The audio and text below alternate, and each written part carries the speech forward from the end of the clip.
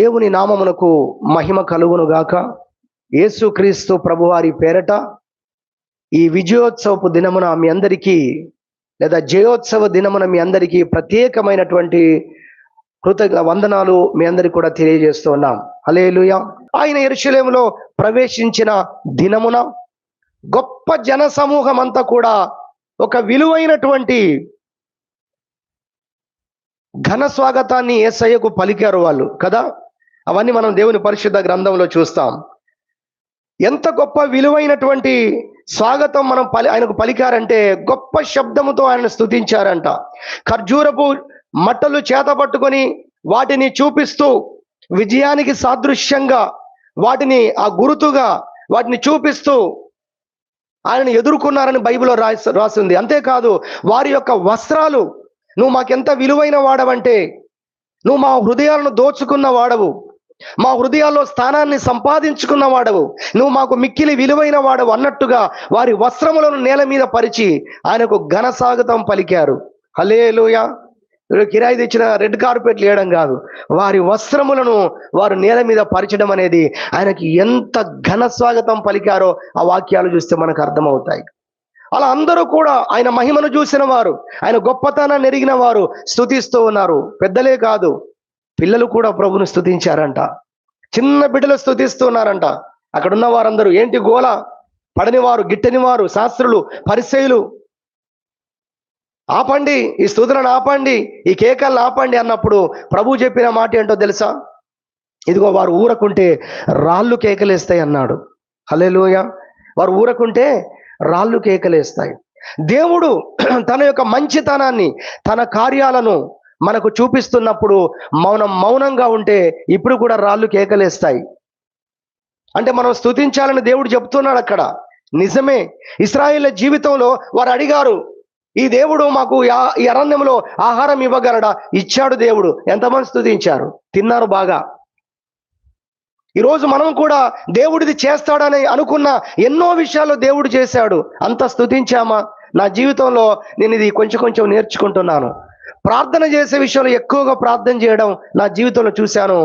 కార్యం చేశాక స్తుతించే విషయంలో మాత్రం అంత ఫోర్స్గా లేకపోవడం చూశాను నేను. ఎంత ప్రార్థన చేస్తానో కొన్ని విషయాల్లో, కూర్చున్నా, ప్రయాణం చేస్తున్నా, ఎక్కడున్నా ప్రభు అది జ్ఞాపకం చేసుకో. ఏ ప్రార్థనలు చేస్తున్నా అందులో ఇది కొంచెం కలుపుతూ ఉంటాను. నన్ను అవస్థ పెట్టే, నన్ను ఇబ్బంది పెట్టే, నాకు ఎమర్జెన్సీగా ఉన్నదాన్ని ప్రభు అదైతే జ్ఞాపకం చేసుకో. మరి అలానే దేవుడు కార్యం చేశాక కూర్చున్నా, లేచినా మనం దేవుణ్ణి స్తుతిస్తున్నామా? ప్రభు అంటున్నాడు, మీరు స్తుతించకపోతే, నేను చేసిన కార్యాలు, నేను చేస్తున్న కార్యాలు మీరు గుర్తించి స్తుతించకపోతే ఈ రాళ్ళు కేకలేస్తాయి అని ప్రభు చెప్పాడు. ఈరోజు మనం అర్థం చేసుకోవాలి, దేవుడు మన జీవితంలో చేస్తున్న కార్యాలను బట్టి ఎంతవరకు దేవుణ్ణి మనం స్తుతిస్తున్నాం, ఎంతవరకు దేవుణ్ణి మనము ఘనపరిచే వారంగా ఉన్నాం. మొదటి దినవృత్తాంతముల గ్రంథము 16వ అధ్యాయము 29వ వచనం చెప్తుంది, మీ దేవుడైన యెహోవాకు తగిన మహిమ చెల్లించండి. ఏం మహిమ అంటే మనం ఏం చేస్తూ ఉంటాం చాలాసార్లు, ఇంకెట్లా స్తుతించాలి, ఇంకే విధంగా ఏమేమో ఆలోచన చేస్తుంటాం. తగిన మహిమ, ఒక యథార్థమైన ఆరాధన, ఒక నిజమైన ఆరాధన, ఒక అర్థవంతమైన ఆరాధన, హృదయపు లోతులోని చేసే ఆరాధన. నిజమే ప్రభువా, నిన్ను అనుమానించాను ప్రభువా, ఎన్నోసార్లు బాధపడ్డాను ప్రభువా, కానీ నేను అనుకున్నది నువ్వు చేయలేదు, కానీ దానికంటే గొప్ప చేసావు ప్రభువా. నేను అనుకున్నట్లుగా చేసి ఉంటే నిజంగా నేను నష్టపోయేవాడిని ప్రభువా. నువ్వు చేసిన దాన్ని బట్టి ఈ మేలు జరిగింది, ఈ కార్యం జరిగింది, ఇది నేర్చుకోగలిగాను. ఎన్నిసార్లు ఇంత అర్థవంతంగా దేవుని మనం స్తుతించాం. దేవుని వాక్యం చెప్తుంది, ప్రభువే మాట్లాడుతున్నాడు, మీరు స్తుతించకపోతే ఆ రాళ్ళు కేకలేస్తాయి. నేను చేసిన కార్యాలు అలాంటివి. ఈ అరణ్యంలో దేవుడు మాంసం ఇవ్వగలడా అని అడిగారండి. వారు ఛాలెంజ్ చేసినట్టుగా అడిగారు దేవుణ్ణి. దేవుడు మాంసం ఇచ్చాడండి. ఒకడు ఒక దినము నడిచేంత దూరం ఊహించండి. ఎంత దూరం నడవగలడో? 60-70 కిలోమీటర్లు నడుస్తాడా? 100 కిలోమీటర్లు నడుస్తాడా? అంత దూరం 2 మూరల ఎత్తుతో మాంసాన్ని కురిపించాడట. ఎంత ఎత్తు? 2 మూరల ఎత్తుతో. ఎంత దూరము? ఎన్ని కిలోమీటర్లు? ఒక మనిషి ఒక రోజు ఎంత దూరం నడవగలడో అంత. మీరు మరి సుల్తానాబాద్ వేసుకుంటారా, కరీంనగర్ వేసుకుంటారా? ఏంటంటే అంత దూరము 2 మూరల మందముతో మాంసము క్వింటళ్ళు పూరేళ్లను కురిపించాడు ఆయన. ఎంతమంది స్తుతించారు మీరు వాక్యంలో చూడండి. ఎంతమంది ప్రభువా తినక ముందు వాళ్ళు అసలు నిన్ను ఎంత శోధించాము నాయన, ఈ అరణ్యంలో నువ్వు ఆహారం పెట్టగలవని అన్నాము, మాంసం పెట్టగలవని అన్నాము, మమ్మల్ని క్షమించు నాయన అని ఎంతమంది పశ్చాత్తాపడ్డారు, ఎంతమంది దేవుణ్ణి స్తుతించారు. మన జీవితంలో దేవుడు అనేక కార్యాలు చేసుకుంటూ వస్తున్నాడు. మనం కూడా ఎంతవరకు దేవుణ్ణి స్తుతించే వారంగా, ఘనపరిచిన వారంగా ఉన్నాం అనేది మనం జ్ఞాపకం చేసుకోవాలి. ఇశ్రాయేలీల రాజుగా వచ్చిన దేవుడు యెరూషలేములోకి ఆ రోజున ఆయన ఇశ్రాయేలుకు మాత్రమే కాదు, అందుకే బైబిల్ రాస్తుంది, అపోస్తలుడు పౌలు అంటాడు, దేవుడు యూదులకు మాత్రమే దేవుడా, ఆయన అన్యజనులకు దేవుడే అని రాస్తుంది బైబిల్లో. అపోస్తల కార్యములు అంటాడు, యేసుక్రీస్తు అందరికీ ప్రభువు. చాలా వాక్యాలు ఉన్నాయండి బైబిల్లో మీరు చూస్తే. కీర్తన గ్రంథం 10వ కీర్తన 16వ వచనం అంటాడు, యెహోవా నిరంతరము రాజై ఉన్నాడు. ఎప్పుడంట? రాజులు బతికున్నంత వరకు రాజులు, రాజ్యం ఉన్నంత వరకు రాజులు. చచ్చాక అయిపోయింది వారి పరిస్థితి, వారు కొంతకాలం మాత్రమే ఉంటారు. అందుకే క్రీస్తు పూర్వం ఇన్ని సంవత్సరాల క్రితం పలాన్ రాజు ఉన్నాడని చరిత్ర అనేక చదువుతున్నారు. బైబిల్లో అనేక మంది రాజులను చూస్తున్నాం. కానీ మనము ఎవరినైతే రాజుగా అంటున్నామో, రాజుగా వచ్చిన దేవుడు అని చెప్పుకుంటున్నాం, ఆయన నిరంతరము రాజై ఉన్నాడు. హల్లెలూయా. ఆయన ఎప్పటికీ రాజే. రాజులు లేనప్పుడు ఆయన రాజే, రాజ్యాలు లేనప్పుడు ఆయన రాజే, ఇప్పటికీ రాజే, రేపు కూడా ఆయన రాజే. దేవునికి మహిమ కలుగును గాక. హల్లెలూయా. మీకు తెలుసా, ఇశ్రాయేలుకు ఒకప్పుడు రాజు లేడు, ప్రవక్తల ద్వారా దేవుడు నడిపించాడు. ప్రవక్తలే రాజులు. వాళ్ళకు చెప్పాలంటే దేవునికి మానవులకు మధ్యలో ప్రవక్తులే డెలిగేట్స్ గా ఉన్నారు, మధ్యవర్తులుగా ఉన్నారు, నాయకులుగా ఉన్నారు. కానీ ఇశ్రాయేలు ప్రజలు ఒక రోజు ఒక తప్పుడు కోరిక దేవుని దగ్గర కోరుకున్నారు. ఏంటో తెలుసా? అందరికి ఉన్నట్టుగా మాకు ఒక రాజు కావాలని వారు అడిగారండి. అప్పుడు కదా దేవుడు సమూయేలు ప్రవక్తకు చెప్పి, సర్లే వాళ్ళు ఆ విధంగా అడుగుతున్నారు, నువ్వెందుకు బాధపడతావు, నువ్వెందుకు ఏడుస్తున్నావు, వాళ్ళు మనిషిని కోరుకుంటున్నారు, మనిషి పరిపాలన ఎలా ఉంటుందో వాళ్ళు చూస్తారుగా అన్నాడు దేవుడు. బాధపడకు, నువ్వు వాళ్ళకు రాజును నియమించు అని చెప్పాడు. అంతకుముందు రాజు లేడు. ఇశ్రాయేలులకు దేవుడే రాజు. దేవునికి స్తోత్రం చెప్పుదాం. హల్లెలూయా. ఫస్ట్ మొట్టమొదటి రాజు ఎవరో తెలుసా? ఇశ్రాయేలు ప్రజలకు తెలిసిన వారు చెప్పండి. సౌలు రాజు. అంతకుముందు రాజు లేడు, దేవుడే వారికి రాజు. దేవుని పరిశుద్ధ గ్రంథములో అలాంటి విషయాలు అనేకంగా మనం చూడవచ్చు. యెషయా గ్రంథం 43వ అధ్యాయం 15వ వచనం అంటాడు, ఇశ్రాయేలు సృష్టికర్తనగు నేనే మీకు రాజును. చూసారా దేవుడు చెప్పిన మాట? మనుషులు రాజుగా పెట్టుకుంటారా మీరు? నరమాత్రులను రాజులుగా ఆశ్రయిస్తారా? నాయకులుగా ఆశ్రయిస్తారా మీరు? నా ప్రజలైన మీకు నేనే రాజుగా ఉంటున్నానని ప్రభువే ప్రకటించుకున్నాడండి. యెషయా గ్రంథం 43వ అధ్యాయం 15వ వచనంలో చూస్తాం. యెషయా గ్రంథం 33వ అధ్యాయం 22వ వచనంలో చూస్తే యెహోవాయే మన రాజు అని రాసి ఉంది దేవుని గ్రంథంలో. 24వ కీర్తన 7వ చరణం 8వ చరణం చూస్తే మహిమ కలిగిన రాజు ఆయన అనేది మనం చూస్తాం. 10వ కీర్తన 16వ వచనం ప్రకారం నిరంతరము రాజు అనే విషయాన్ని చూస్తాం. జకరియా 14:9 ప్రకారం ఆయన సర్వలోకమునకు రాజై ఉన్నాడు. హల్లెలూయా. ఎంత ఎంత ఎంత లోకానికట? సర్వలోకమునకు ఆయన రాజై ఉన్నాడు. దేవుని పరిశుద్ధ గ్రంథంలో ఇలాంటి అద్భుతమైన విషయాలు రాయబడ్డాయి. మలాకి గ్రంథం 1వ అధ్యాయం 14వ వచనం, ఈయన ఘనమైనటువంటి మహారాజై ఉన్నాడు అని రాస్తుంది. నిరంతరము రాజు, సర్వభూమికి రాజు, మహిమ కలిగిన రాజు, ఘనమైన రాజు అని మనం చూస్తున్నాం. 1 తిమోతి పత్రిక 1వ అధ్యాయం 17వ వచనం, సకల యుగములలో రాజు. ఆయన సంవత్సరాలకు రాజు కాదు, కాల పరిమితిలో ఉన్న రాజు కాదు, యుగాలలో ఉన్న రాజు ఆయన. హల్లెలూయా. ఎంత గొప్ప దేవుణ్ణి మనం కలిగి ఉన్నాం, ఎంత గొప్ప రాజును మనం కలిగి ఉన్నాం. అందుకే ఇదిగో సియోను కుమారి, నీ రాజును బట్టి నువ్వు ఉత్సహించు, నీ రాజును బట్టి, నీ రాజు ఎంత గొప్పవాడో ఆయనను ఎరిగి నీవు ఆయన యందు ఆనందించు, ఆయన స్తుతించు, ఆయన ఘనపరచు అని దేవుని వాక్యము చాటి చెబుతూ ఉంది. ఈ యొక్క మట్టలాదివార దినమున, జయోత్సవం దినమున మన రాజును బట్టి మనం ఆయన స్తుతించి ఆయన ఆరాధించడానికి ఈ విషయాలు మనం జ్ఞాపకం చేసుకుంటున్నాం. 1 తిమోతి పత్రిక 6వ అధ్యాయం 15వ వచనం ఏముందో తెలుసా? ఇంకా ఆయన రాజులకే రాజు అని రాసింది. యుగాలలో రాజు, ఘనమైన రాజు, సర్వభూమికి రాజు, ఏంటంటే నిరంతరము రాజు. ఇదిగో 1 తిమోతి పత్రిక 6:15లో చూస్తున్నాం మనము, ఆయన రాజులకు రాజు అనే విషయాన్ని దేవుని పరిశుద్ధ గ్రంథములో మనం చూడగలుగుతున్నాం. ఇటువంటి దేవుని ఎంత స్తుతించాలి, మనం ఎంత గణపరచాలి. ఆయనను గురించి కొన్ని విషయాలు, ఒక 4 విషయాలు త్వరగా చెప్పి నేను ముగిస్తాను.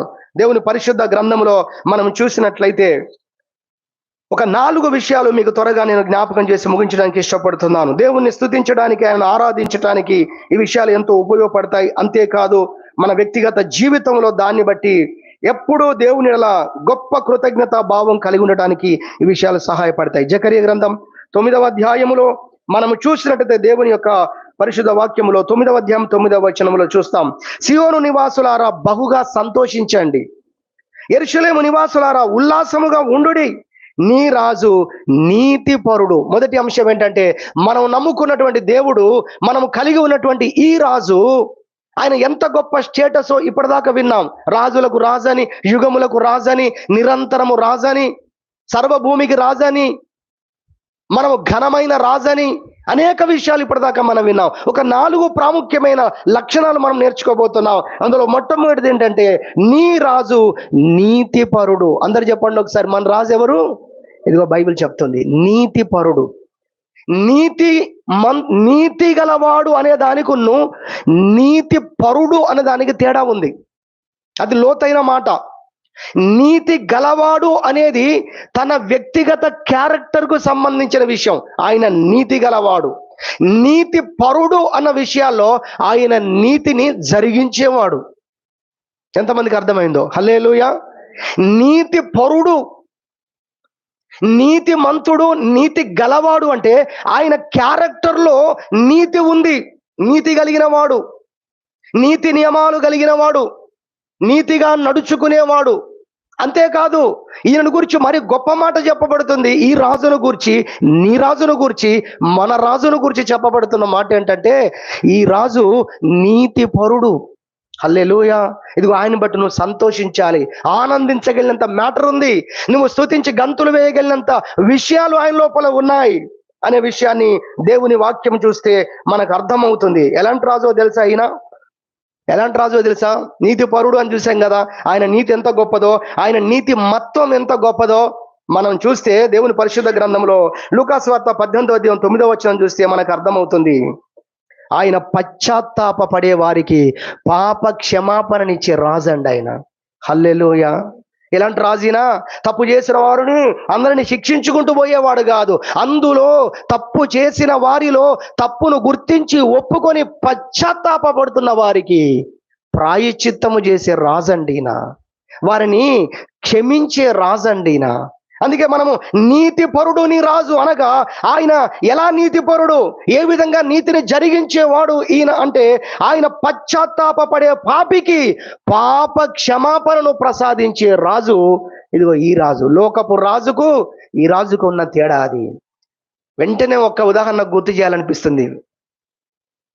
ప్రాముఖ్యమైన త్వరగా చెప్పుకుంటూ వెళ్ళిపోదాం. ఏంటో తెలుసు? అది సిలువ మీద దొంగ జీవితం అంతా పాపాలు చేశాడు. ఆఖరి సమయంలో తన జీవితాన్ని గురించి తెలుసుకున్నాడు. మరణం వచ్చినప్పుడే జీవితం విలువ తెలుస్తుంది కదా. అలాగే అది అర్థమైపోయింది. ఇప్పుడు రక్షకుని గురించి కూడా అర్థమైపోయింది. జీవితాన్ని ఇక చేసిన పాపములన్నిటి కూడా పశ్చాత్తాపడడం మొదలుపెట్టాడు. పాపాలను ఒప్పుకున్నాడు. పబ్లిక్ గా చెప్పాలంటే, మనము తప్పు చేశాం, మనకి ఇది న్యాయమే అని ఒప్పుకున్నాడు ఆ శిలువ మీద. 2వ మాటలో అవన్నీ వివరంగా మనం వింటాం. సరే, అయితే ఇక్కడ మనం చూస్తే ఆయనను ఆ యొక్క రోమా ప్రభుత్వం ఆ రోజు ఏం చేసిందండి? సిలువ వేసి చంపేసింది కదా. ఆ సిలువ వేసి ఆయనను చంపేసింది. ఎవరిని? ఆ దొంగలిద్దరిని కూడా. అందులో ఒక వ్యక్తి పశ్చాత్తాపడ్డాడు, పాపాన్ని గుర్తించాడు, ఒప్పుకున్నాడు, పశ్చాత్తాపడుతున్నాడు. కానీ అతన్ని రక్షించే నాథుడు ఎవరు లేరు. కానీ యేసుక్రీస్తు ఆయనను క్షమించాడు. ఆ ఆఖరి క్షణాల్లో, ఆ చనిపోయే క్షణాల్లో ఆయనకు మనశ్శాంతిని ప్రసాదించాడు. హల్లెలూయా. నేడు నాతో కూడా పరదేశులో ఉండబోతున్నావు. నాతో కూడా, ఆ మాట నన్ను ఎందుకో బాగా ఆలోచింపజేస్తుంది. నాతో కూడా, నేడు, ఈరోజు నాతో కూడా అనే మాట అది నన్ను బాగా ఆకర్షించింది. సరే, అది వేరే ఇంకా విషయాలు. ఏది ఏమైనా ఇదిగో పశ్చాత్తాపడే వారికి పాప క్షమాపణ అనుగ్రహించే రాజు ఈ రాజు. సుంకరి చర్చ్ అవతల ఉన్నాడు, పరిసేయుడు చర్చి లోపల ఉన్నాడు. పాపముతో పశ్చాత్తాపడుతున్నాడు, పాపములో ఉన్నాడు, నిజమే నేను పాపిని, ఈ మందిరానికి రావడానికి, ఈ చర్చిలో ఉండడానికి, ఈ దేవుణ్ణి ఆరాధించడానికి నేను యోగ్యులు కాదని తనకు తానే శిక్ష వేసుకున్నట్టుగా చర్చి అవతల ఉండి, పాపినైనా నన్ను కరుణిస్తావా ప్రభు అని కన్నీళ్లు పెట్టుకుంటూ ప్రార్థన చేస్తున్నాడు. చర్చి అవతల ఒక ఆయన ఉన్నాడు, చర్చి లోపల ఒక ఆయన ఉన్నాడు, ఆయన పరిసయుడు, అవతల ఉన్న ఆయన సుంకరి. దేవుడు ఏం చేశాడు? అతన్ని నీతిమంతునిగా తీర్చాడు. ఈ రాజు ఎలాంటి రాజో తెలుసా? పశ్చాత్తాప పడుతున్న పాపిని ఆయన రక్షించే రాజుగా ఉన్నాడు. అందుకే ఈ రాజు నీతిపరుడు అన్న విషయాన్ని దేవుని వాక్యంలో మనం చూస్తాం. పాపాత్మురాలు అనబడిన ఒక స్త్రీ ఒకరోజు యేసు ప్రభు దగ్గరికి వచ్చి ఆయన పాదాలను కన్నీళ్లతో కడుగుతుంది, పశ్చాత్తాప పడుతుంది. ఈమె ఇంత ఏడుస్తుంది కదా, ఒకవేళ ఈమె తప్పు తెలుసుకొని ఉండవచ్చు. కన్నీళ్లతో పాదాలు కడగాలంటే ఎంత ఏడవాలండి, అసలు ఎంత దుఃఖం ఆమెలో ఉందండి. అసలు ఇవన్నీ కనబడుతూ ఉన్నా కూడా ఈ పాపి మారు ఉంటది. బహుశా ఈ దుర్మార్గురాలు, వాళ్ళ భాషలో చెప్తున్నాను నేను, ఈ దుర్మార్గురాలకి తప్పు తెలిసి ఉంటుంది. ఇదిగో ఈ బోధకుని దగ్గరికి వచ్చి, ఈ రక్షకుని దగ్గరికి వచ్చి ఆమె పశ్చాత్తాప పడుతూ ఏడుస్తూ ఉందన్న కనికరం కూడా ఆ రోజు ప్రజలకు లేదండి. అప్పుడు కూడా విమర్శిస్తున్నారు, ఆమె ఏడుపును కూడా విమర్శిస్తున్నారు. చెప్పాలంటే ఆమె యొక్క పశ్చాత్తాప పడుతున్న దాన్ని కూడా వారి కఠిన హృదయాలు కరగలేదు. కానీ ప్రభు అన్నాడు, మీ అందరి హృదయాలు ఏముందో నాకు తెలుసు. ఈమె విస్తారమైన పాపాలు చేసింది, ఈమె పాపాత్మురాలని మీ మనసులో అనుకుంటున్నారు కదా. నేను చెప్పేది ఏంటంటే, ఈమె పశ్చాత్తాప పడుతుంది కనుక ఈమె విస్తార పాపాలు ఈరోజు క్షమించబడుతున్నాయని ప్రభు చెప్పాడు. ఈ రాజు, దేవునికి మహిమ కలుగును గాక. అందుకే మనం ప్రభువుని స్తుతించాలి. మన రాజు ఎంత గొప్ప దేవుడు అంటే, ఈ ప్రపంచంలో ఎవరైనా కావచ్చు, ఏ కులస్తుడైనా, ఏ మతస్థుడైనా తన పాపములను గుర్తించి, అయ్యో నేను పాపిని గుర్తించి ఆయన యొద్దకు వచ్చి, తండ్రి నా పాపములను క్షమించండి, నేను పశ్చాత్తాపడుతున్నాను అంటే, ప్రతి వ్యక్తిని క్షమించి పశ్చాత్తాపడుతున్న వ్యక్తిని క్షమించి పరిశుద్ధపరిచి పరలోకంలో కూర్చుండబెట్టుటకు ఈ రాజు సమర్థుడు. అందుకే ఈయనను మనం స్తుతించాలి, ఈయనను ఆరాధించాలి. పాపి అయిన జక్కయ్య ఇంటికి వెళ్ళారని 10 మంది చెప్పుకున్నారండి. ఆ రోజున పాపిగానం చూశారు, కానీ ఈ పాపిని యేసు కోరుకున్నాడని ఒక్కడం లేదండి. ఈ పాపి ఇంటికి యేసు వెళ్తున్నాడు ఏందని ఆశ్చర్యపోయిన వారు లేరు. ఈయన రాంగ్ డెసిషన్ తీసుకున్నారు అంటున్నారు. ఇంకా పైగా ఈ పాపి అయిన జక్కయ్య ఇంటికి వెళ్తున్నాడు ఏంటి అన్నారు, ఇలా వెళ్తున్నాడు ఏంటి, ఇంత గొప్ప దేవుడు, దైవ కుమారుడు, మెస్సియా, అవతార పురుషుడుగా వచ్చినవాడని చెప్పుకుంటున్న ఈయన ఈ జక్కయ్య ఇంటికి వెళ్తున్నాడు ఏంటి అనే ఆలోచన వరకు రాలేదు, కానీ నెగిటివ్ ఆలోచనలు వచ్చాయి. కానీ ఆయన కూడా, జక్కయ్య కూడా ఉంది, ప్రభు నువ్వు నా ఇంటికి వచ్చిన ఒక పాత్రుడు కాదు, శతాధిపతికి ఉన్నట్టే. యేసు ప్రభు ఆయన ఇంట్లో అడుగు పెట్టినప్పుడు అంటున్నాడు, ప్రభు ఎవరెవరికి అన్యాయం చేశానో వారికి 4 అంతలు ఇచ్చేస్తాను ప్రభు. ఆయన హృదయాలు ఎరిగిన వాడండి. పిల్లలు ఇంకా పుట్టి మేలైనను కీడైనను చెయ్యక మునిపే నేను ఏశావును ద్వేషించి తిని యాకోబును ప్రేమించి తిని అన్న రాజండి ఈయన. హల్లెలూయా. వెళ్ళిపోతున్నాయి మాటలు, ఎంతమందికి యాడ్ చేస్తున్నారు, సమయం లేదు ఎక్కువ. పిల్లలు పుట్టి క్రియల్లోకి దిగక ముందే, మంచి చెడులు చెయ్యక ముందే, మంచి చెడులు చేయక ముందే ప్రభు ఒకరిని ద్వేషించాడంట, ఒకరిని ప్రేమించాడట. క్రియల్లోకి రాలేదు. ఎలా చేసావాలా? ఆయన భవిష్యత్తు జ్ఞానం అండి, ఆయనకు అన్ని తెలుసు. జక్కయ్య పశ్చాత్తాపడే గుణము ఎంత ఉందో దేవునికి తెలుసు, మార్పు చెందే గుణం ఎంత ఉందో అందుకు తెలుసు. అదంతా ఎరిగి ఆయన అడ్వాన్స్గా ఇంట్లో అడుగుపెట్టాడు. అడుగుపెట్టిన మరుక్షణమే తన పాపాలన్నీ కూడా విడిచిపెట్టేశాడు. దేవునికి మహిమ కలుగును గాక. ఈ రాజు ఎవరో తెలుసా? పశ్చాత్తాప పడుతున్న వారికి పాప క్షమాపణ అనుగ్రహించి తన బిడ్డలుగా చేసుకునే రాజు అండి ఈ రాజు. అందుకే ఆయన నీతిపరుడు అనే విషయాన్ని దేవుని యొక్క వాక్యము ద్వారా మనము వింటూ ఉన్నాం. రెండో విషయానికి వస్తాను. రెండో విషయం, సమయం ఎక్కువలేదు కదా. జకర్యా గ్రంథం 9వ అధ్యాయము చూసినట్టయితే 9వ వచనం, సియోను నివాసులారా ఈ రాజును బట్టి బహుగా సంతోషించండి, యెరూషలేము నివాసులారా ఉల్లాసముగా ఉండండి. ఈ రాజు ఎలాంటోడు? నీతిపరుడు అనేటువంటి వాక్య భాగాన్ని మనం చూస్తూ ఉన్నాం. 10వ వచనం చదువుతున్నాను చూడండి.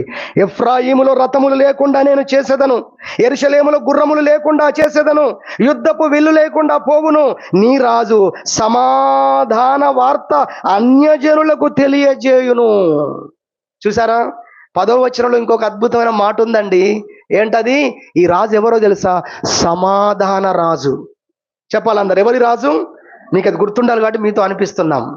సమాధాన రాజు, సమాధానమును కలుగజేయు రాజు. నీతి గల రాజే కాదు, నీతి పరుడైన రాజు, నీతిని జరిగించే రాజు ఆయన. మొదటిగా విన్నాం.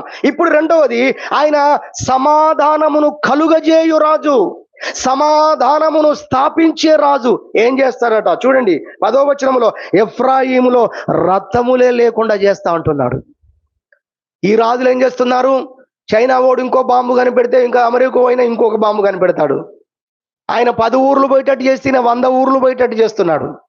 కానీ మనం వింటున్నాం చూసావా, మనం తెలుసుకుంటున్నాం చూసావా, మనం చదువుతున్నాం చూసావా, మనం నమ్ముకున్నాం చూసావా, ఈ రాజు అంటున్నాడు అసలు రథాలే లేకుండా చేస్తా, యుద్ధ రథాలే లేకుండా చేస్తాను. చూడండి 10వ వచనం, ఎఫ్రాయిములో రథములు లేకుండా నేను చేసేదను, యెరూషలేములో గుర్రములు లేకుండా చేసేదను, అంతేకాదు యుద్ధపు విల్లు లేకుండా పోవును. ఎంత అద్భుతమైన మాటలండి. ఎందుకు? నీ రాజు సమాధాన వార్త అన్యజనులకు తెలియజేయును. ఈ రాజు వివాదాలను చేసే రాజు కాదు, రాజ్యాలను రేపే రాజు కాదు, సమాధానమును ప్రకటించే రాజు, నెమ్మదిని కలుగజేసే రాజు. అందుకే యెషయా రాస్తూ ఉన్నాడు, యెషయా గ్రంథం 9వ అధ్యాయం 6వ వచనంలో మనం చూస్తాం, ఏలయనగా మనకు శిశువు పుట్టెను, సమాధానకర్త అని ఆయనకు పేరు పెట్టబడును. దేవునికి మహిమ కలుగును గాక. హల్లెలూయా. సమాధానాన్ని కలిగించే రాజు, దానికి అధిపతి ఆయన. రోమపత్రిక 16:20 చెప్తుంది, నీ దేవుడు సమాధానకర్తయగు దేవుడు.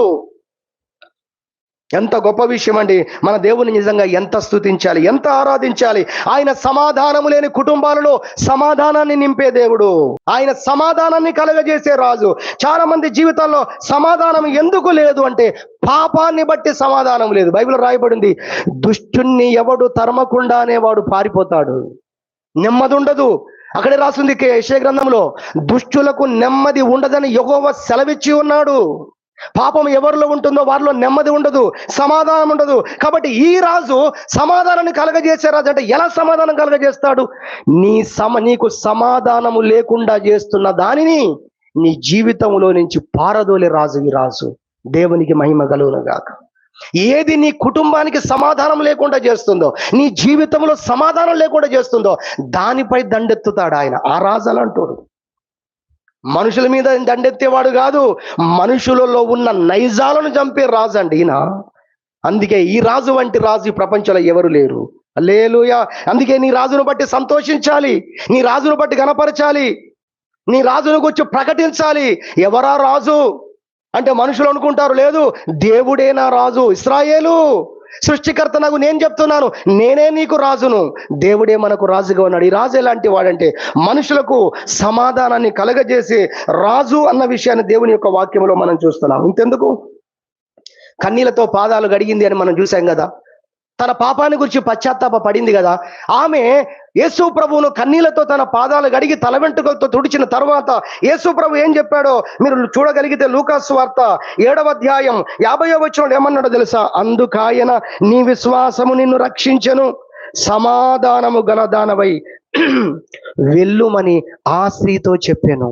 చూసారా, ఆమె ఎంతో దుఃఖముతో వచ్చింది. అయ్యో నేనెంత పాపిని, అయ్యో నేనెన్ని పాపాలు చేశానని తన పాపాన్ని బట్టి ఆమె హృదయము నలిగిపోయి విరిగిపోయి పలు విధాలుగా కన్నీరు మున్నీర ఏడుస్తూ ఉంటే ప్రభు అంటున్నాడు, అమ్మా నువ్వు ఇంత పశ్చాత్తాపడుతున్నావు, పడ్డావు కదా, ఇదిగో ఈ రోజు విస్తారమైన నీ పాపాలు నేను క్షమిస్తున్నాను, ఇప్పుడు సమాధానం గలదానమై వెళ్ళు అని చెప్పాడు. మీరు 7వ అధ్యాయం 50వ వచనం చూస్తే ఆ మాట ఆమె చెప్పాడు, ఆ మాట సమాధానం గలదానమై వెళ్ళు. మనం వింటున్న 2వ అంశం ఏంటంటే మన దేవుడు, మన రాజు సమాధానమును కలగజేయువాడు. నీకు సమాధానము లేకుండా ఏది చేస్తుందో దానిపైన దండెత్తి వచ్చే రాజు ఈ రాజు. కత్తులు ఈటలు పట్టుకొని వచ్చే రాజు కాదు.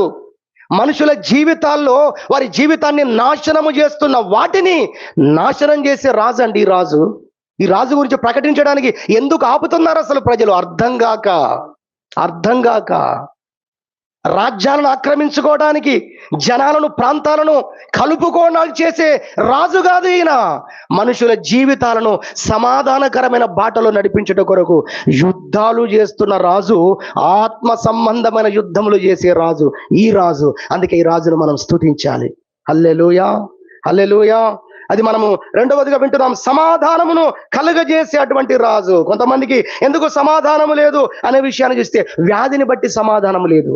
12 సంవత్సరాల నుంచి రక్తం పోతున్న ఒక స్త్రీకి సమాధానం లేదు. ఆమెకు దేవుడు స్వస్థత ఇచ్చిన తర్వాత మీరు బైబిల్లో చూడగలిగితే అక్కడ ఏం రాస్తుంటో తెలుసా?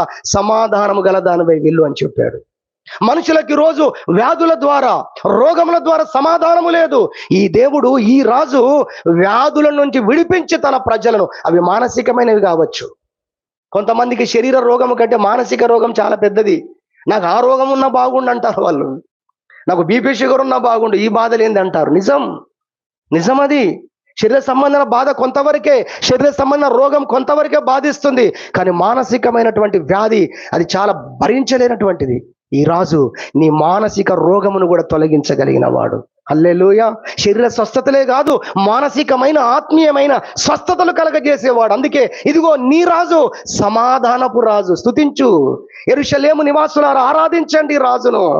సమాధానం లేని బ్రతుకుల్లో, కుటుంబాల్లో, ప్రాంతాల్లో సమాధానాన్ని ప్రకటించేవాడు మాత్రమే కాదు, కలుగజేసేవాడు ఈ రాజు. ఆయన బోధలు, ఆయన సిద్ధాంతాలు అలాంటివి. హల్లెలూయా. మత్తయి సువార్త 5:23 ఏం చెప్పాడు ప్రభు? ఈ రాజును గణపరిచి, ఈ రాజును స్తుతించి, అయ్యా నువ్వు మాకు కావాలి, మేము మీ వద్ద ఉంటాం, నీ ఆశీర్వాదాలు కావాలి, నీ స్వస్థతలు కావాలి, నువ్వు మాకు తోడుగా ఉండాలంటే ప్రభు ఏం చెప్పాడు తెలుసా? నువ్వు నాతో ఉండాలంటే, నా కుమారుడుగా ఉండాలంటే, నీ జీవితంలో నేను కార్యాలు చేయాలంటే, రేపు నిత్యత్వం నేను తీసుకొని వెళ్ళాలంటే, నీ మీద ఎవరికైనా విరోధం ఉందేమో, విరోధం ఉన్నదని నీకు కనిపిస్తే వెళ్ళి సమాధాన పడమని, సమాధాన పడే సిద్ధాంతాన్ని స్థాపించిన వాడు ఈ రాజు. సూత్రం చెప్పారు ఎవరైనా? చూసారా ఎక్కడుంటుందండి ఈ బోధ? ఏం పర్లేదు, మనమందరం పెద్ద పెద్ద ప్లాన్లు వేద్దాం, వాళ్ళతో ఎలా పెట్టుకోవాలో, వాళ్ళతో ఎలా గొడవ పెట్టుకోవాలో మనం చర్చలు చేద్దాం. లోకములో కనబడుతుంది. ఈ రాజు ఎలా తెలుసా? నీ మీద నీ సహోదరునికి విరోధం ఉందని నీ కనిపిస్తే నువ్వెళ్ళు సమాధాన పడమని తన మాట వింటున్న, తన ప్రజలుగా గోరి వచ్చిన వారితో చెప్తున్నాడు. మీరు తగ్గించుకొని మీరు సమాధానం పడండి. నీ మీద బాధగా ఉండడం తెలిస్తే నువ్వెళ్ళు సమాధాన పడమన్నాడు. నీ శత్రువును ప్రేమించమన్నాడు. ఈ రాజు బోధలు ఈ ప్రపంచానికి అర్థమవుతే ఈ రాజును ఎందుకు ద్వేషిస్తారండి అసలు? హల్లెలూయా. ఈ రాజు బోధలు అర్థమవుతే, ఈ రాజు సిద్ధాంతాలు అర్థమవుతే, ఈయన రాజ్యాలను కట్టేవాడు, కూల్చేవాడు కాదు.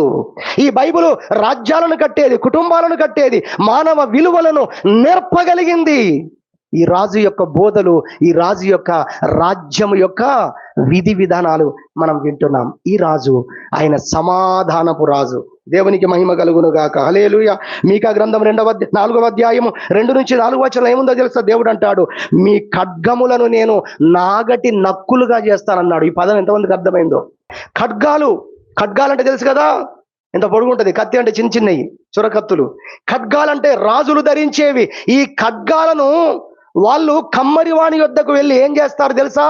నేను ఎలాంటి కార్యాలు చేయబోతున్నానంటే, మీ ఇండ్లలో ఉన్న ఖడ్గాలను తీసుకొని వెళ్ళి కమ్మరివాడి యొద్దకు వెళ్ళి వాటిని మీరు నాగటి నక్కులుగా చేసేటట్టుగా నేను చేస్తానన్నాడు దేవుడు. అంటే అర్థమైంది కదా? నాగళ్ళుగా చేస్తారు. నాగలికి ఆ భూమిని దున్నడం కొరకు ఒక ఆయుధం పెడతారు.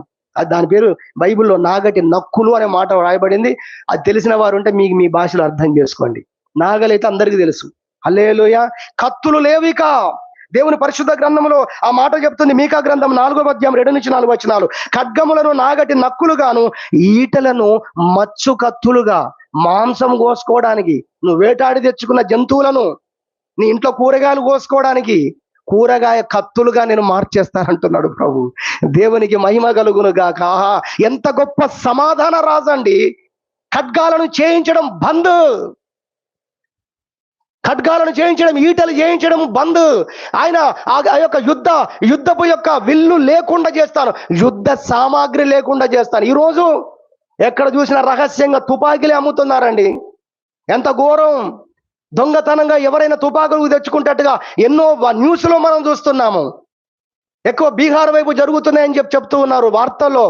మనకేం తెలుసు కానీ వాళ్ళు బయటకు వచ్చి చెప్తున్నారు, బయటకు వచ్చిన విషయాలు చెప్తున్నారు. పోలీసు వారు చెప్తున్నారు. లైసెన్స్ లేని తుపాకులు వాడుతున్నారు, దొంగతనంగా ఆయుధాలు తయారు చేస్తున్నారు ఇళ్లలో. ఈ రాజు సమాధానం కొరకు ప్రజలను తయారు చేసే రాజు. హల్లెలూయా. సమాధానం లేకపోతే వెళ్ళి సమాధాన పడుమని చెప్పే రాజు. ఈ రాజు ప్రార్థన ఆపే ముందు నాకు సమాధానం ముఖ్యమని చెబుతున్న రాజు. ఎక్కడ ఉంటాడండి ఇలాంటి రాజు? ఈయన రాజుగా వచ్చాడు, కానీ ఈయనెవరు? ఈయన దేవుడు, సమాధానపు దేవుడు, సమాధానకర్త. ఇశ్రాయేలు, ఇదిగో నీకు రాజుగా ఉన్నవాడు ఎవరో తెలుసా? యూదులకు రాజుగా, ఇశ్రాయేలుకు రాజుగా పుట్టాడు. కానీ ఆయన దేవుడు. ఆయన విధి విధానాలు ఎంత గొప్పయో ఆలోచించి ఆయన స్తుతించు, తెలుసుకొని ఆయన ఆరాధించు. ఈయన సమాధానపు రాజు అన్న విషయాన్ని దేవుని యొక్క పరిశుద్ధ గ్రంథంలో మనము చూడగలుగుతున్నాం. అది రెండో విషయము. సమయం అయిపోయింది కాబట్టి ముగించాలి. ఇంకా 2 విషయాలు త్వరగా 1-2 మాటలతో ముగిస్తాను. 3వదిగా మనం చూస్తే అక్కడే జకరియా గ్రంథంలో మనం చూస్తాము. జకర్యా గ్రంథంలో ఉన్న మరొక మాట మనం చూడగలిగినట్లయితే దేవుని పరిశుద్ధ గ్రంథములో 9వ అధ్యాయము జకర్యా గ్రంథము 9వ అధ్యాయం 10వ వచనము మనం చూస్తే 3వ లైన్, నీతిపరుడు నీ రాజు నీతిపరుడు, అది మనం నేర్చుకున్నాం. రెండవదిగా సమాధాన రాజు అనేది 10వ వచనం నుంచి నేర్చుకున్నాం. మూడవదిగా నీ రాజు రక్షణ గలవాడు. మూడవది ఏంటి చెప్పండి అందరూ ఒకసారి, మీకు ఈ పాయింట్లు గుర్తుండాలని చెప్పిస్తున్నా. మూడవదిగా ఆయన రక్షణ గలవాడు, ఆయన మాత్రమే ఇవ్వగలడు. ఎందుకంటే ఆయన దగ్గరే ఉంది రక్షణ. మరి వేరే ఎవరు నిన్ను రక్షించలేరు. పాపము నుండి, సాతాను నుండి, నరకము నుండి నిన్ను రక్షించగలిగిన ఏకైక దేవుడు ఎవరైనా ఉన్నారంటే కేవలం ప్రభు అని యేసుక్రీస్తు. అందుకే నీ రాజు ఎవరో తెలుసా? నీ రాజు నీకు రక్షణను ప్రసాదించగలిగినటువంటి రాజు దేవుడు అని దేవుని యొక్క వాక్యము చెబుతున్నట్టుగా పరిశుద్ధ గ్రంథంలో చూస్తాం. మత్తయి సువార్త 1వ అధ్యాయం 21వ వచనం చెప్తుంది, ఆయన తన ప్రజలను వారి పాపముల నుండి రక్షించువాడు. ఆయనండి రక్షకుడు.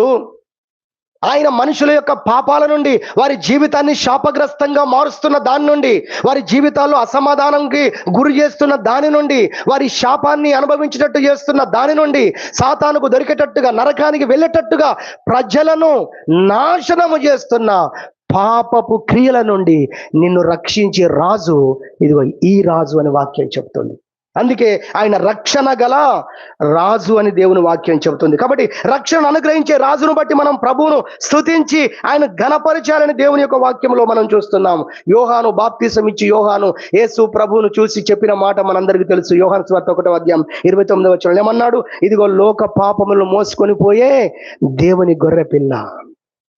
ఆయనే పాపము నుండి మిమ్మల్ని విడిపించగలిగిన వాడు, ఆయనే పాపాల నుండి మిమ్మల్ని కాపాడగలిగిన వాడు, నరకము నుండి కాపాడగలిగిన వాడు అన్న విషయాన్ని దేవుని యొక్క పరిశుద్ధ గ్రంథంలో యోహాను చెప్పిన మాటలు చూస్తాం.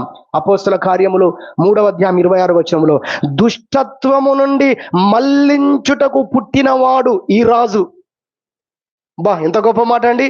ప్రజలందరినట దుష్టత్వము నుండి మళ్లించడానికి పుట్టాడట. మిగతా వారందరూ రాజ్యాలను స్థాపించుకోవడానికి పుట్టారు, ఆస్తులు సంపాదించుకోవడానికి పుట్టారు, వారి పిల్లలకు రాజ్యాలను కట్టబెట్టడానికి పుట్టారు. ఈ రాజు ఎవరు? ఈయన మానవుడు కాదండి, రాజుగా పిలువబడ్డాడు. కానీ ఈ భాష ఆయనకే సరిపోతుంది. అసలు ఈ లోకంలో మనందరూ రాజు రాజు అని చెప్తున్నావు. నువ్వు మనిషివే, నీ నాసికారంధ్రంలో గాలి ద్వారా బతుకుతున్నావు. నువ్వేం రాజు? అసలు రాజులుగా పిలువబడుతున్నారు, రాజులుగా చెప్పుకుంటున్నారు, పిలువబడుతున్నారు. కానీ నిజమైన రాజు ఆయనండి. దేవుడే నిజమైన రాజు. ఆయన ఎల్లకాలం ఉండే రాజు, నిరంతరము రాజు అనే విషయాన్ని కూడా ఆల్రెడీ మనం చూసాం. కాబట్టి దుష్టత్వము నుంచి మళ్లించుటకు పుట్టాడట దేవుని వాక్యంలో ఉంది. అపోస్తల కార్యం 3వ అధ్యాయము 26వ వచనం చూస్తే మీకు ఆ వాక్యం కనబడుతుంది. అపోస్తలు 4:12లో, మరి ఎవని వలన రక్షణ కలగదు, ఈ నామమున తప్ప మరి ఏ నామముల రక్షణ లేదు. హల్లెలూయా. ఎందుకంటే పాపము నుండి ప్రతి ఒక్కరిని విడిపించడానికి, నరకము నుండి విడిపించడానికి ఈ రాజు మాత్రమే ఆ యొక్క పాపాలకు పరిహారం అయ్యే అటువంటి బలియాగాన్ని చేసిన వాడు ఈ రాజు ఒక్కడే.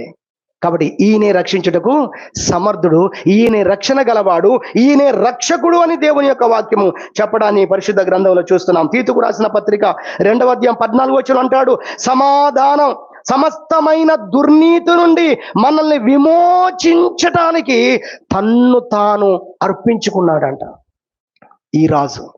సమస్తమైన దుర్నీతి, కలంకము లేకుండా, పాపము లేకుండా, నీ జీవితంలో శాపము లేకుండా నిన్ను పరిశుద్ధపరిచి పవిత్రపరచుట కొరకు ఆయనే తన్ను తాను బలియాగము చేసుకున్నాడు, అప్పగించుకున్నాడు అని 2వ అధ్యాయం 14వ వచనం తీతుకు పత్రిక చెబుతుంది. మొదటి యోహాను పత్రిక 3వ అధ్యాయం 5వ వచనంలో ఆయన పాపములను తీసివేయుటకు ప్రత్యక్షమైన రాజు అని వాక్యం చెప్తుంది. ఎవరట ఈ రాజు? ఎందుకు వచ్చాడు?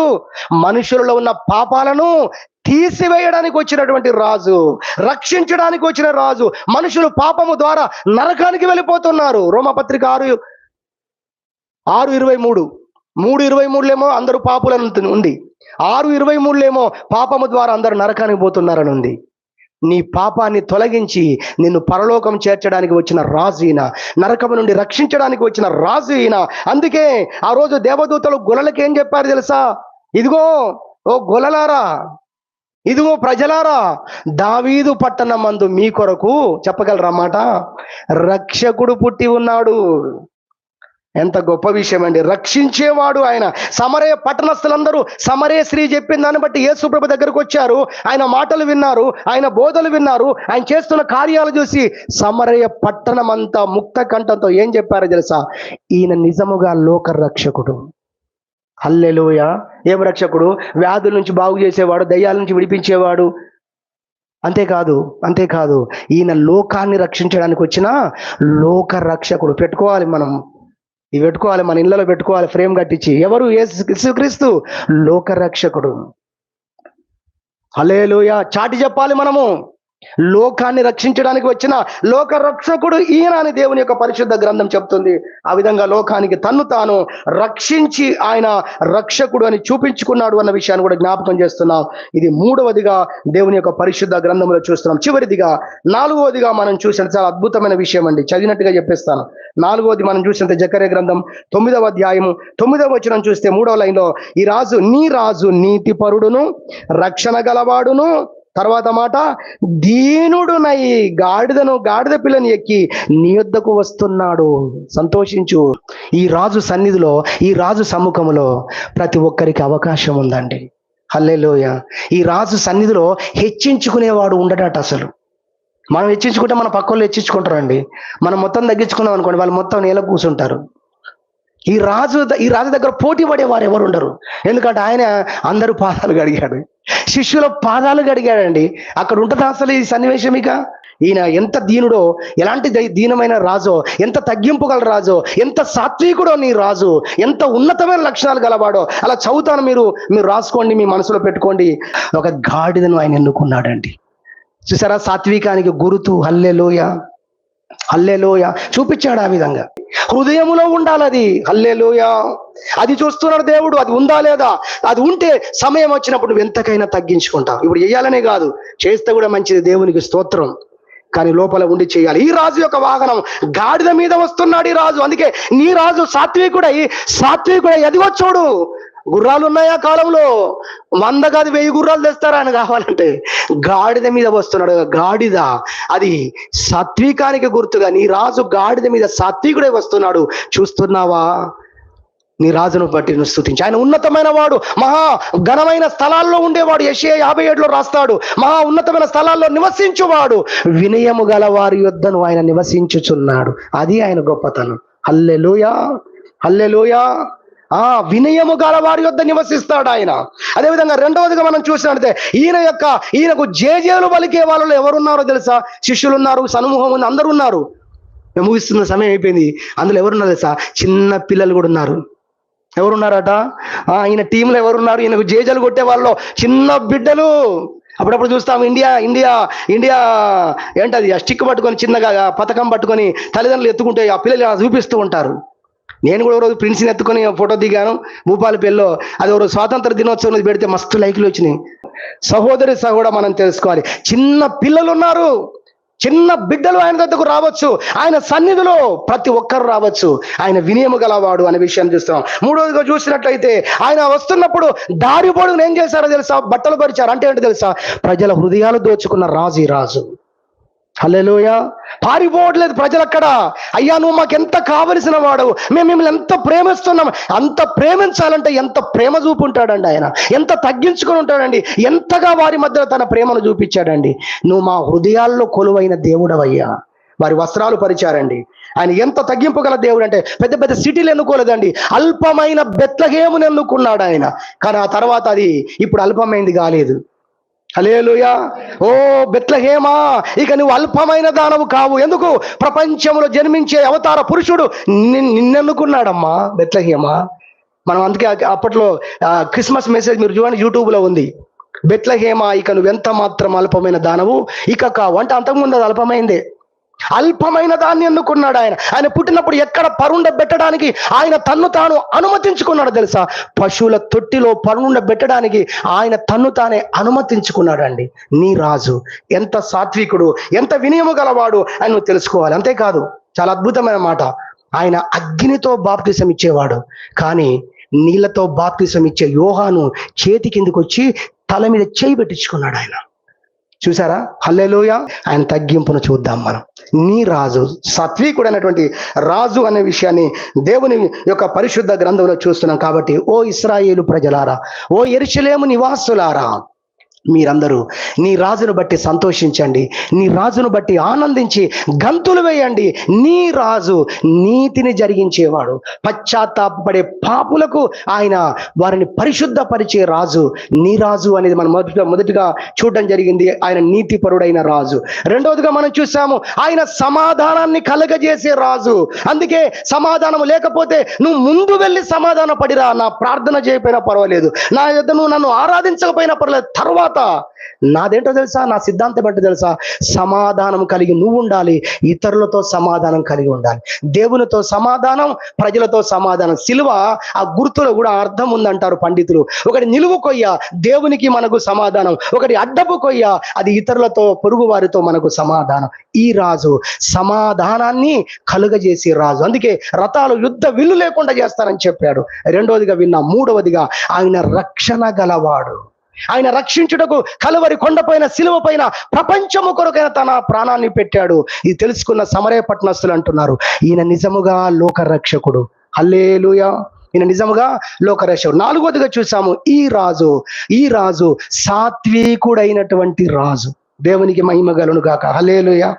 ఒక్కటే మాట చెప్తానండి, అదేంటో తెలుసా, పిలాతు యేసు ప్రభువును సిలువ వేసే సందర్భంలో వాళ్ళని ఒక్కటి ప్రశ్న అడిగాడు, మీ రాజును నేను సిలువ వేయాలని భయపడుకుంటూ అడిగాడని. అంటే అర్థం ఏంటో తెలుసా, పిలాతు కూడా తెలిసిపోయింది ఆయన రాజు అని. హల్లెలూయా. అందుకే ఆ నేమ్ ప్లేట్ పెట్టించేటప్పుడు వాళ్ళు అడిగారు, ఏం రాసావు? నేను యూదులకు రాజు అని రాయన్నారు. పిలాతును బలవంతం పెట్టారు, ఫోర్స్ చేశారు. ఏమని రాయాలి? అందరూ చూసి నవ్వుకోవాలి. ఏమని రాయాలి? నేను యూదులకు రాజు అని ఆయన చెప్పినట్టుగా ఉండాలని చెప్పారు.